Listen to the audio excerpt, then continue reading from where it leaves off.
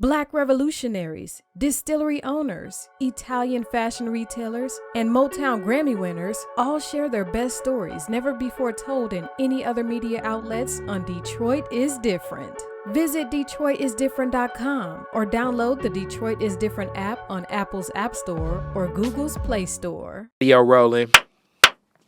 Welcome back to the Detroit is Different podcast studios. And today is a very special day. I know I talk about a lot of different guests that do a lot of different things, but the core of Detroit is Different is culture, community, and creativity. The 3 C's of where we go and everything Detroit is Different based. And when you think Detroit culture, when you think Detroit community, and you think Detroit creativity, and you just happen to be in the world of dance, be in the world of fashion somewhere, be in the world of drama and theater, or movies and films, or photography and visual art. If you ain't came across Yolanda Jack and you in the Detroit proper, you missing out on something. Yolanda, how you doing today? How kind. I'm very well. Thank you. Thank you very much. This is an amazing opportunity to sit here with you.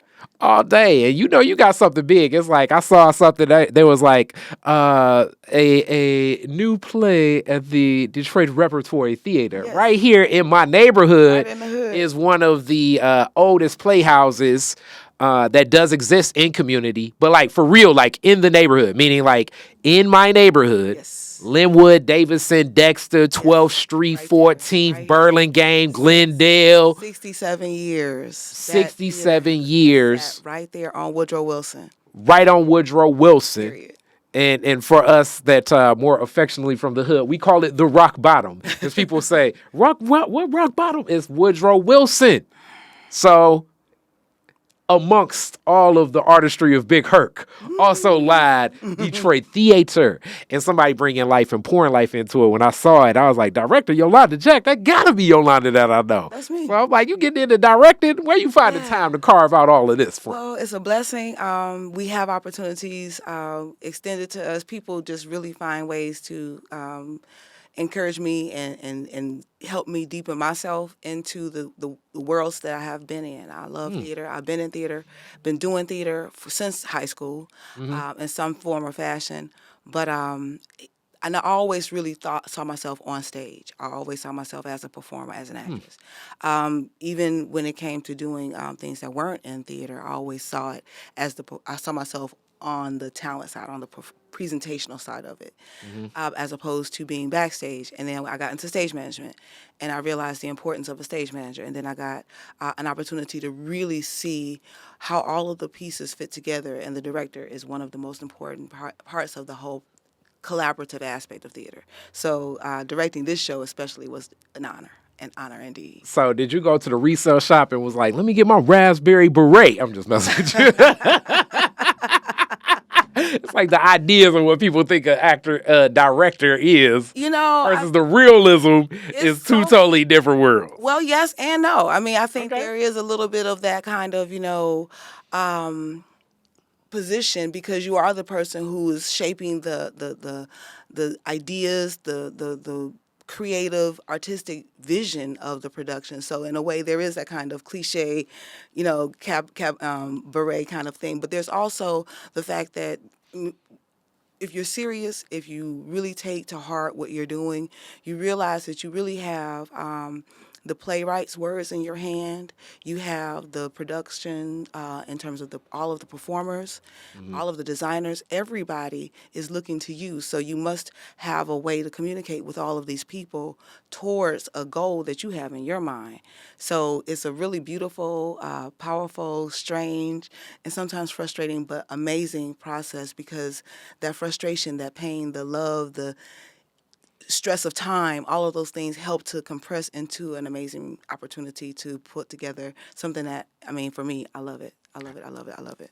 All right, so with that, and we usually drive down these streets with Detroit is Different, that classic, where you from, your peoples and all of that. We jumped in there from a different angle because you were touching on a point that your mother was pouring into you about patience and time. And anytime we're leading a group of people, it definitely will draw upon, I believe, a lot of empathy. and how to tap into that empathy. Directing is definitely that. Absolutely. So, so before you take on a venture like this, one of the key home teams that goes for all creative people is the home team. It's your family, it's your friends, it's the people connected to you, because you're going to take a considerable amount of your time, your days, rehearsals, rewrites, promotional things like this. Going on interviews and that work, and you're sharing now more of your time and your focus, and you still are a person. So Yolanda still got a Yolanda. You know what I'm saying? So. Yeah. In sharing for that buy-in, what was it about this project that inspired you to say, okay, I'm ready to take that leap? And how did you present that to the family, the friends, the stakeholders, your husband, your kids, the people that you're working with, to know that, like, okay, I'm going to take on this venture and we're going to do this collectively, and this is going to be a success? I'm really blessed in the way that I have a group of people around me, from my family to friends and even my work colleagues, who are the definition of supportive, the definition of encouraging, the ways that they have poured into me, from my husband, even my children. My mother is an ancestor now, but even as I look to my ancestors and wanting to make them proud, but I also see them as a resource of information, energy, strength, fortitude, the things that make a person going through any kind of trial or tribulation. I look to them for those things. And so I had a strong bond, and I went to them saying, hey, this is something that I want to do. This is something that I'm excited about. It's going to be big. It's going to be important. It may even be tough. There are going to be some late nights. And everybody was like, okay, well, let's figure it out. Let's make it happen. And though I don't get answers from my ancestors in the way that, maybe my husband or my children might, or my colleagues might respond in the immediate, in the now, I certainly felt the energy of encouragement around me, as I was tired, as I was going from meeting to meeting to meeting to rehearsal, and having to refresh my energy and change my brain from working in an administrative process to now coming into a creative role, and then opening my heart and my mind and my spirit to what these men, who, I'm not a man, but I have to be able to listen to what the playwright wrote for these men, who these people are. And I didn't want, this show was an important show. I didn't want it to be caricatures of black men. I love black men. I think black men don't get the light the way that they could or should in many ways. And so here is the story of two black men who are often cast away in society. They are the forgotten. They are people who are under the rug, or, in the shadows of our societies, and don't have the kinds of support or resources that, if you were rich, if you had this address, or if you lived in this country, in a different country, you wouldn't be in these situations and circumstances. So these two black men meant something to me, and I wanted to care for them the way that I think the playwright did when she wrote it. Susan Laurie Parks got a Pulitzer Prize for this piece that she wrote some time ago. And though the play is over a decade old, it still tells an important story about what's going on in our society, to our men, to our people. And although I learned many, many years ago, the quote from Mary McLeod Bethune, you can judge a society by its circumstance of black women. That's not a direct quote, but it speaks to the energy of what she's speaking to. I think you can judge a society by how they treat those who are considered forgotten or unworthy or untouchable. And in many ways, black men in the United States of America have been that. That's deep. That's deep. So the name of the play, Top Dog, Underdog. Top Dog Underdog. It's running at the Repertory Theater from what to what? It's playing now. We opened on October 27th, and we're running through December 17th. Every Friday, Saturday, and Sunday Friday, 8 o'clock, Saturday, 3 and 8, Sunday at 2.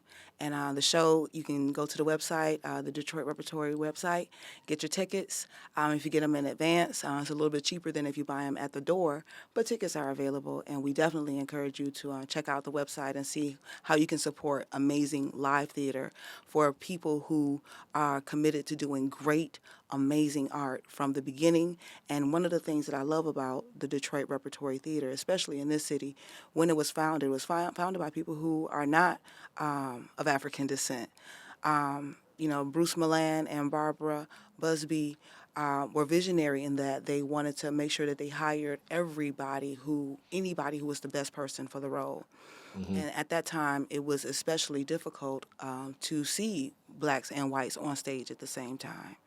And they established their company touring the city and the communities around Detroit and around Michigan, in fact, with a black and white cast, so that these kids in the 50s and in the early 60s were seeing blacks and whites on stage at the same time in a world where, how often did you see that in real life? Blacks and whites on stage playing together like brothers and sisters. And they didn't care. It wasn't like, black families stay with black family. You could have a black sister, a white sister, and a black mom. That was not surprising. In fact, I played in just a few years ago that very same family dynamic. Our mom was a black woman, and my sister was the woman who is now the artistic director, Leah Smith. And it was no one better than I. It wasn't even a question. Of course, she's the one who plays that role because she's the one that plays it, would play it the best. And when the auditions came, I was chosen. So I think that these are the things that are most important in terms of how we change the world, putting themselves in a way, putting shows on stage, putting characters in a place. The Rep and other theaters, not just the Rep, but especially the Rep here in Detroit, have been committed to that kind of thing. And I think that that's the importance of theater. That's how you can begin to make an effect in real time. Movies are so far away. You can't touch the screen, or you can't touch the people on the other side of the screen. You can walk up on stage. You wouldn't, you shouldn't, but you could. Those are real people right there, right there. So with that, and this is also like I say, Yolanda is amazing on so many levels. But now this story, you touched on a couple of dynamics of what it meant. But since the showing and just the readings and the rehearsals, what are the visceral reactions? What are some of the discussions after? What is this stirring up in community thus far? Pain, abandonment, hardship, love, loyalty, commitment, optimism, mental illness, boy-girl relationships, family relationships, economics, all of these things. Just living your life. I mean, the things that things that are a part of in every person's life. You wake up, you got to have breakfast, you got to have a way to support yourself, you want to have a place to live or a place that's going to be safe where you can put your stuff. You want to have a place that you call your own. And then as a human, you have a mind and you have dreams. So what do those things mean as they're juxtaposed against the reality of where you live? What opportunities are you able to claim that avail you roads to those dreams? Or what roadblocks do you find? What washed out roads are there? These are the real things that we talked about in rehearsal. We talked about men trying to figure out school, being literate, not literate. How do you navigate work when you hate your job? When that's the only job you can get? When you had a job that you loved, but you were taken away from it? What are those kind of mental circumstances that you find yourself in as a result of those circumstances? How do you deal with living life when you realize at 16 you're responsible not only for yourself, but also your 11-year-old brother? you got to eat. How y'all gonna make it? That's definitely some depth and deep discussions that are discussions that through the lens of like people, and that's why I connect to art, especially like the way that I'm paying attention to film. Usually, it's dialogue, just seeing the interactions, and sometimes even through the absurdity can be something that just captures my attention. Communications, obviously, something that I'm connected to through not just music, but my marketing firm. So just seeing how dialogue does exist, and when you talk about unearthing things like that, you're gonna reach other levels. One of the most like no duh thing to like everybody in the hood was all of the economists saying that, wow, with these stimulus checks, let's go back in time to COVID time. With these stimulus checks, it seems like no one wants to work in these fast food restaurants. It's like Hello. they probably never wanted to be there in the first place. You know what I'm saying? Like these people are working at where they can work circumstantially, not necessarily by choice. And when a lot of the business owners had to do business with people from more of an arm's length balanced transaction, they found it so much more difficult to hire people, to work with people. And then there were certain places that always like stood up in the other term that we're going to drive to now, in community, where people poured in, people showed love. You carry in so many of your roles like community does exist. I mean, just beyond like obviously your first community is your family, and that grows and naturally connects. Your work with the Charles H. Wright Museum extends beyond some of that community, going back to Insorma, going over to working with Baba Lumumba, going over to working with Mosaic, going over to working with, almost name like some of the African dancers and things like that. Being a person that sees that realm of community, and I'm still figuring this out myself. This is why I asked you, what responsibility when you take on these different ventures? Because now you're welcoming more of your community to the repertory theater, but from the lens of you being a director. You've been an actor, but now this kind of like, how do you introduce your communities? How does that connect as an artist that does, fit in many places? Well, happily, I've been able to be myself everywhere. I don't have to like, when I work at the museum, I don't have to be a certain way. When I go into the theater world, I don't have to be a different way. I'm happily able to be Yolanda consistently, so that when people meet me from the museum in the theater, oh, it makes sense to them. Oh, of course. They're not surprised that I'm connected to theater. Neither are they surprised that I'm at the museum when they find me there and they only have seen me as an actor or a stage manager and now as a director. So I think that the ability to be me, who I am, I really have always been interested in the arts. I've always been interested in culture. One of the things that I even was about to say earlier is the fact that theater is how I intended to change the world, because as a young child, the question was posed to my class, what do you want, if you could do anything to change the world, what would you do? And having thought about it, and just kind of sitting there as a little kid, I had just been to a show. And my parents, I guess, realized that I was always interested in that kind of presentational thing. People used to try to get me to like Shirley Temple. That wasn't my speed, so I ain't never like her. But I did get excited when I saw storytellers and when we saw people presenting Aesop's fables, or you could dream and imagine whole worlds by reading a book and learning about a whole nother culture, a whole new society, or an imagined society. My parents realized that I loved that kind of stuff, so I would go with them. They would take me to see shows. I went to see The Wiz when Andre DeShields was here and Stephanie Mills was on stage. I mean, Wow. that production blew my mind, and I think it was probably that production that I had just seen when the teacher asked, or it was one of those recent kind of core memory moments. And when we walked into the show, I remember looking around at all of the different people, and it was if it wasn't sold out, it was a lot of people. And so I remember looking around and seeing all of the people, all of us were dressed up and going to see this wonderful thing that I was really excited about. We had the moments of the show together, and then we walked out together.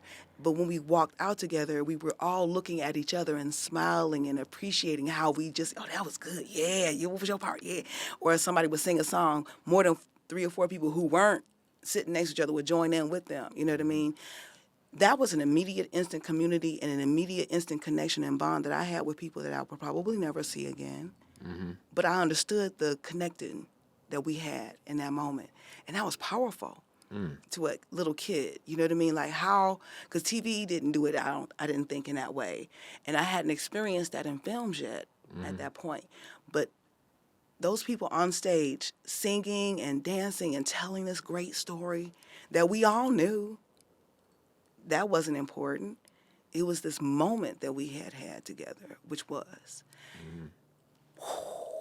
that was it. That was it. That was a thing that made me want to be connected to the arts in the way that I am. It made me want to do and support and be in places where culture could be uplifted. And as I got older and got to learn more about my own culture, African culture, and got to appreciate the intersections between Africa and America and how everything that I loved about American culture had been African. Everything that I thought was the bomb about America came from my people. Like, people thought I was crazy when I thought that the banjo and the Beverly Hillbillies, when that, I thought that the little part to get down at the end, Yeah. that was my part. Like, they thought, like, she is crazy, but that was my part. It's an African instrument. When, like silly little things like that, or little things like that, the blues, which I didn't like as a little kid, but as I got to get older and heard them nasty lyrics and then heard the funny lyrics and then heard the, oh yeah, and now, I love the blues. It is a part of what I listen to on a regular basis, not because it brings me down, but because it brings me joy. Like, I get hyped when I hear those first chords or whatever on the piano or on the guitar especially. So being able to be myself, a cultural lover, a person who really wants to support and build and encourage and grow and extend the same kind of love that I'm filled with, that's really where it comes from. So That's deep. yeah, and I mean, thank you, but it's honest. It's not trying to be more than anything that I am. I really do want to uplift. I mean, and then you learn the principles of Kwanzaa and you realize how important that is to culture, how that is culture. That is how we want to be. And like I say, just such a steward of that, because it's many communities. Like, a lot of people, museum stuff happens. I mean, people call it's like as if you know what I'm saying. Like, Yolanda is the museum. You know what I'm saying? Like, like, I hey, you love at the that. museum? That makes me so proud to feel connected. For people to feel that they have somebody who they can talk to and love and trust. That makes me feel very honored. Yeah. I mean, I don't take that lightly either. That the role that I feel, I'm the manager of community engagement. So that means that I got to make sure that I'm connected to people, Yeah. for better or for worse. I got to make sure that the relationships are open and honest, and that the ways that we move forward, even in the midst of what's going on in society. Right now, Black education is being targeted and challenged nationally. Yeah. The institution that I work in is focused on Black education. How do we maintain our importance? Where do we see our role the best? We know our history who work in the museum. A lot of us in the city of Detroit are very conscious about our history. However, a lot of people around the world don't understand the significance of Black history. Where do we need to shine that light? Where do we need to be acolytes, or do we need to go proselytize the Black history? Do we need to see, be Johnny Appleseeds of Black history out? Do we need to lure people in? What's the difference? How do we need to navigate these waters, these terrible, horrific times of themism and hatred and separation? How do we help people understand that we are still here in the midst of all of this having been outwardly tried to be annihilated? having been literally not people, having been brought to this country against our will and still claiming America as home. It's heavy. Which goes into that same heaviness in this story. You say that you have to care for the characters. Yes. You've been on all sides of production, down to almost every detail. You know what I'm saying? You've seen some of the lighting, some of the sound. Been on stage as a main character, supporting character. You know what I'm saying? And now from this position, you talk about care for the characters. So it's like really bringing to life the story through who the actors are, but making sure you're caring for the right essence, because you're right. It's very easy to go over the top with any character. Absolutely. And I mean, you've had more, I mean, sometimes I like seeing stuff crash where it's like, okay, is this a character? Like Will Ferrell, I think, as a comedic actor, intentionally is going over the top. That's his stick. Yes. That's his shtick. That's what he does. Yes. And I don't want that. And no, for stories like this, how do you, especially when we think of the dynamics of black men, because you're right, being a black man and people are going to be like, oh man, like I always say, like, I'm team dude, because it's not a lot of people advocating. Certain things are definitely true about some of the tragedies and traumas black men have been part of. But oftentimes, like when we think of homelessness, that's, the highest statistic, black men. When we think of who's in jail, highest statistic, black men. When we think of young death, you know what I'm saying? It's so many statistics of like certain realities. And then the bad thing on the flip side of that, some of those other hard realities, black women. So to care for that character, having that background and that perspective, and really bringing into life the what they say, the acting without words, because it's sometimes the emotion, it's the cadence, it's the steps. How are you caring for the character? And then even coaching up, you being a woman, it's like, I'm a man. I've been a man my whole life. How you gonna tell me how to be a man? And it's like, look, it's not about what it is. It's more so about framing how the audience will receive it. I'm going to answer you like this. When I was a little girl, back before I went all natural, my mother would take me to the beauty salon. And she always went to a man, every time. And my grandmother was a licensed cosmetologist. Interesting. Her mother was a licensed cosmetologist. My mother would go to a man. And when I asked her one day, she said, baby, a man is always going to know what he wants a woman to look like. Interesting. What's that talk about? That's free game for men as well. But continue. And so, but it really, it kind of gave me a different understanding about, well, first of all, it taught me immediately in a moment perspective. I did not know what that word was. I had never heard that word, but I understood the concept of perspective in that moment, because I understood how, you grow up black, you're going to hear adages, beauty's only skin deep, beauty's in the eye of the beholder, certain things like that. So I had been hearing those kinds of, phrases in my life, but not really having an appreciation of what they meant. But I was old enough in that moment and had enough experience to be able to appreciate, this is what she means. And so from, I think, in the perspective of being the director, being responsible for the view of the show at all, completely, I had to make certain that, and not because I love these characters as men, but I love them because they're beautifully written, full, whole people. It's the playwright calls this a dark comedy. And there are parts of it that are hilarious, and we haven't mentioned anything funny yet.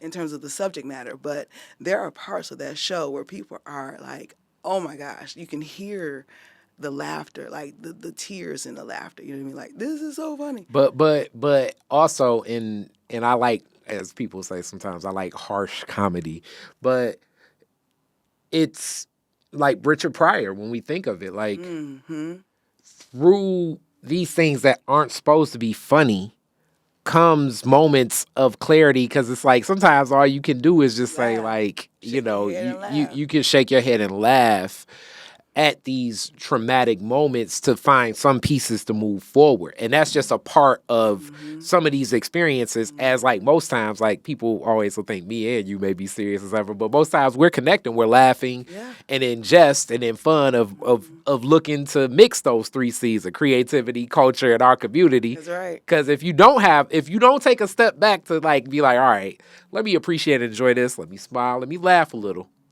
you're gonna have a stress related stroke out here. That's true, and I think, but also I think that the importance of having this role, directing this show, and even having worked at the right museum, knowing the appreciation. The characters are named Lincoln and Booth.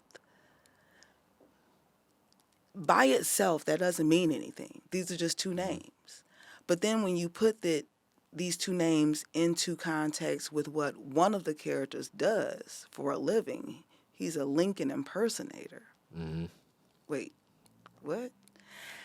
And now you do bring in the historical complexities of those two characters and how historically those two characters got along or didn't. What does that mean? How do you overlay that into this world? Do we need to? These, but then there's always a threat of violence around black men.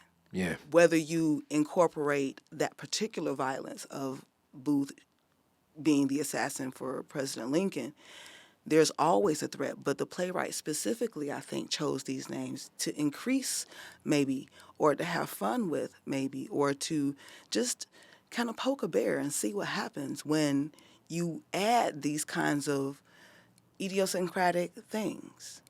And she even speaks to it in the play. I encourage people to go see the play and see how the playwright deals with that. That's deep. So with that, let's close them out. Let's get them there. Give a pitch one more time and where to connect with this. Yes, the Detroit Repertory Theater is where the play Top Dog, Underdog by Susan Laurie Parks is playing from now until December 17th, Friday, Saturday, and Sunday. Friday at 8 o'clock, Saturday at 3 and 8, Sunday at 2. You can get your tickets at the website for the Detroit Repertory Theater and or call them. I don't have that number right away, but we can get that up. Yeah, we'll lower 30. But I really want to just encourage everybody to see this wonderful show. I directed it, but whether I directed it or not, go check out the Detroit Repertory Theater. They are doing amazing things over there. Hiring people, encouraging people. They have playwright workshops. They have classes. They have a wealth of things. I love the Detroit Rep. They really do. They are committed to the community, not only the community of theater, but the community that they are in. And I'm really proud of that. Definitely, as you've already like sparked the Detroit is Different repertory relationship building, which it should have happened anyway. But we walk it down the street. And shout out to Mark Crane and everything. Dream of Detroit's event. I looked up, I saw Yolanda. I'm like, what you doing over here? And she's like, my play about to happen. I'm like, word? Doing like here? And she was like, meet these people. And then the next thing you know, I want to say the Gabriel Brass Band was out there. Just as we see, like I say, community, and it's natural for you to connect with that. So I would gotta ask you a classic question in reference to this experience that we can really, really close. All right, so this is what's here now.